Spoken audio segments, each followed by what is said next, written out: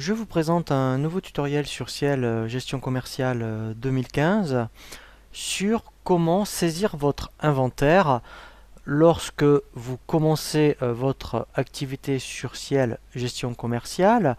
Donc là, dans ce cas, nous allons le voir plutôt quand vous êtes dans une reprise de facturation. Vous voulez donc maintenant gérer vous-même votre activité avec Ciel Gestion commerciale. Et vous avez donc un existant, vous avez besoin de mettre votre stock à jour. Une fois que vous avez créé, je dirais, tous vos articles. Alors, nous avons vu déjà dans un premier temps comment saisir votre stock réel lorsque vous créez vos articles au fur et à mesure. Mais si par contre vous avez importé toute votre base d'articles sur Ciel, eh bien, je vais donc vous montrer comment saisir très rapidement tout votre stock avec l'inventaire.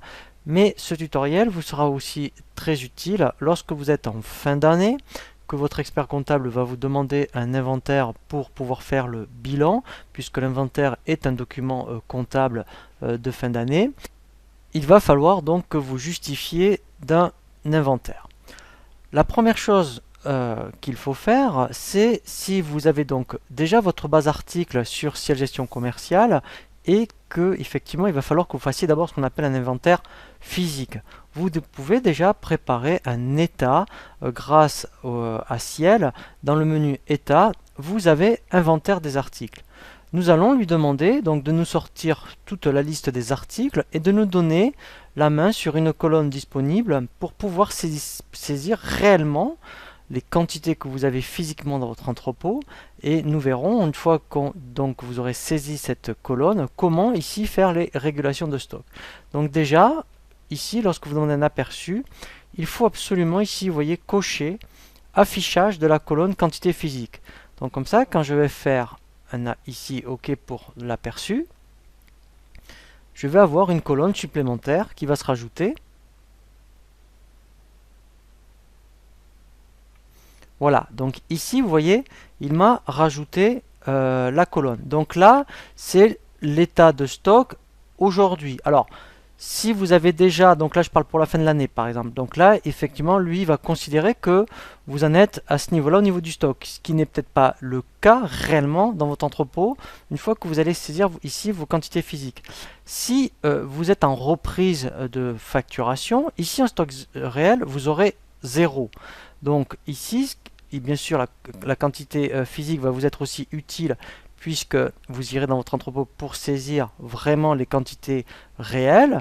Une fois donc que vous avez après édité cet état, donc bien sûr vous êtes dans votre entrepôt, vous aurez donc renseigné cette colonne. Il ne restera plus qu'ensuite à effectuer le menu traitement et aller dans l'option régulation des stocks. Ici, alors c'est vrai que comme il y avait des dépôts de créer, en fait là il va nous montrer les articles dépôt par dépôt.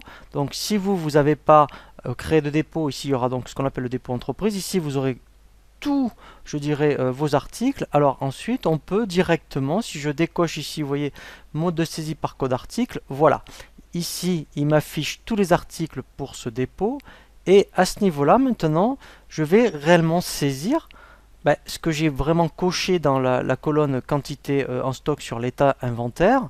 Par exemple, ici, si au lieu des packs PC complets, il m'en restait 3 au lieu de 1, tout simplement, je vais taper 3 et vous voyez, donc, ce qui est normal, il me fait un écart de 2, donc de plus 2, puisque là, en fait, il m'en augmente de 2. Si éventuellement, j'en avais pas, admettons, 32, mais j'en avais 30, dans ce cas-là, quand je vais saisir 30, voilà, lui, il me saisit moins 2.